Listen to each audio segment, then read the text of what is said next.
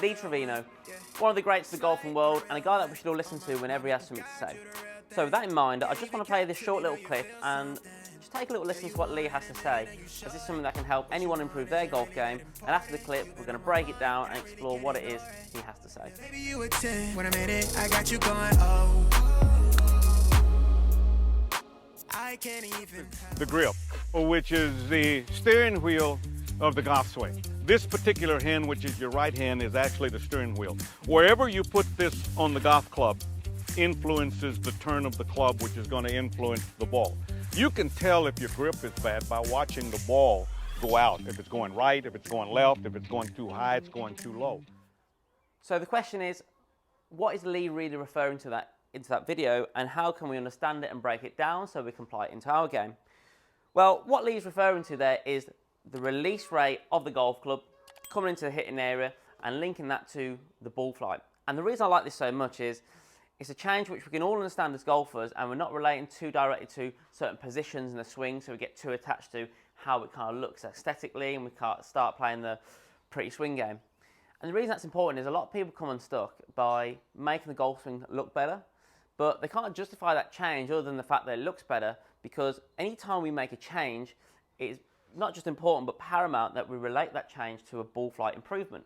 So ball flight improvement can come from improved strike, improved height, improved direction. And what we're mainly referring to here, which is what you would have heard Lee say there in the video, is the direction of the golf ball.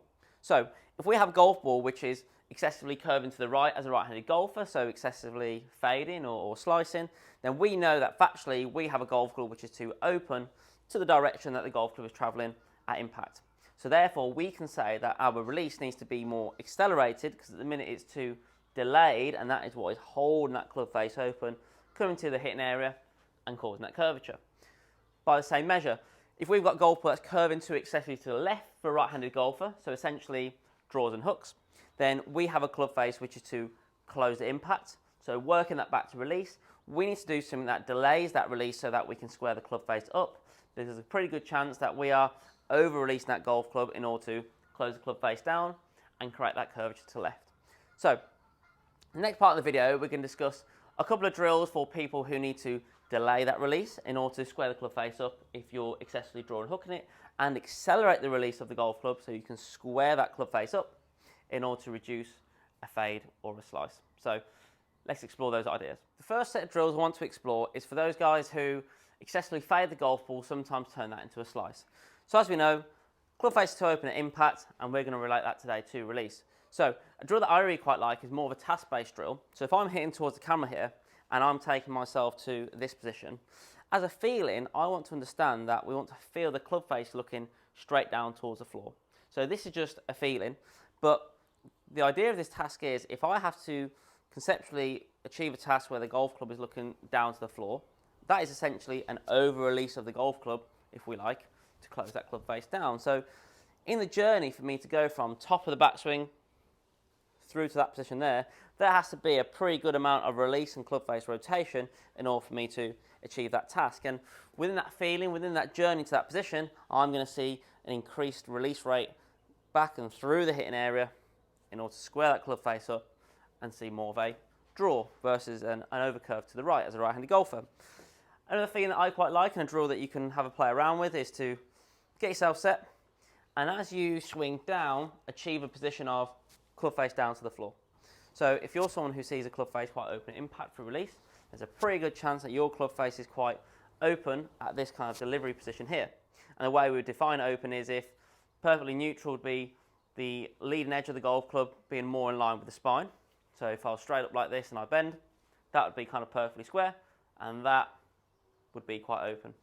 This task would look to address that by changing release rate, learning how to get the golf club into a more square position for release, and then you can just turn on through, hit the golf ball from there. Try those at some kind of 50% release, 50% swings to begin with, and then build those up to sort of 75% and then to full. The next pair of feels are for people who see the golf ball curve too excessively to the left. So if you're a right-handed golfer, that would be a draw or a hook. And as we said, we know the club face is too close to impact, so we need to improve our release ideas in order to square that thing up. So a drill that I really quite like is get yourself set up, get your trail palm at 90 degrees, set the golf club into that position and learn to rotate onto the golf ball without flipping the wrist like this. So that would be essentially a type of release. So we want to delay that, as we just said. So if I have to get back to the golf ball and keep that angle there, I have to turn by delaying that release through the hitting area. And that's a much more solid, stable club face from there versus the latter of like so. Okay, so from a downline perspective, like so, turn onto the golf ball whilst you keep that angle in the right wrist, and then get your golf club and understand what that would feel like from there. The next drill I quite like, and is a very similar feel but a slightly different way to train it up, just so we can see which way kind of clicks for us the best, is to stand. Imagine my golf club as a wall. Stand with your lead foot just pretty much touching the wall. Get that palm in that 90-degree position with the wrist, and learn to turn and slap the wall. By slapping the wall with your palm, you won't be over-releasing their palm, because obviously you would hit the fingers, and that would really hurt. So that's going to train you again to turn, slap the palm, keep the face nice and stable without over-releasing it, and rotating through the golf ball just to essentially help that. Again, with both those feels, go back to your golf club, try and remember that feeling, hit some half shots to begin, turning, holding that palm, delaying that release rate, and keeping the club face much more stable through impact. Hope you enjoyed the video. Some really good ideas there from the man himself, Lee Trevino. I hope that gives you some ideas and some know-how as to how to relate what he said in that video there to your particular golf swing and your release pattern. If you have any questions, drop a comment in the comment section down below, or follow me on my socials. For any in-person or online coaching, drop me a follow on the SKILLEST app, search David Atkins and drop me a message from there. But until next time, we'll catch you on the next one. Know that I've been on you. Ooh, tell me that you want it. Little baby, you a 10. Can I run it back again? Laid up, we paid up and faded on top of it. Ain't really used to this, I ain't ever has. From the bare minimum, we doing lavish. I was down bad, really acting like I had it.